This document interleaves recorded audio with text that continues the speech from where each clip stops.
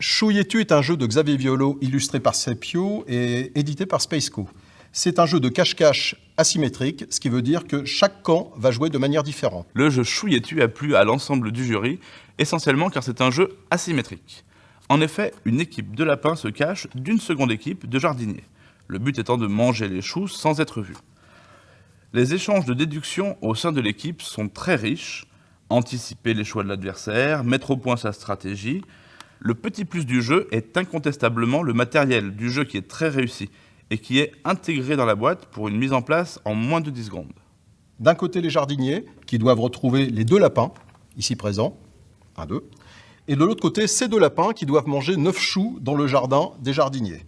Pour cela, à chaque tour, les jardiniers vont se déplacer et fouiller sous les choux pour retrouver les lapins qui seront au préalable cachés.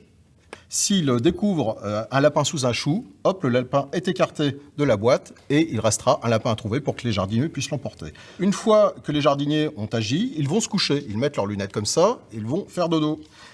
Pendant ce temps-là, la nuit, parce que les lapins sont un peu fourbes, vont sortir de sous les choux. Pour cela, ils vont retourner le chou sous lequel ils étaient. On prend le lapin, on retourne le chou et le lapin va pouvoir se déplacer en ligne droite vers le chou le plus proche. Le but du jeu étant d'éviter également les jardiniers. Donc par exemple, je me mets ici, tac. Une fois que les lapins se sont cachés à nouveau, les jardiniers se réveillent, ils se déplacent à nouveau. 1, 2, là je vais me déplacer de 1, sachant qu'on a quand même l'indication de là où les lapins sont déplacés.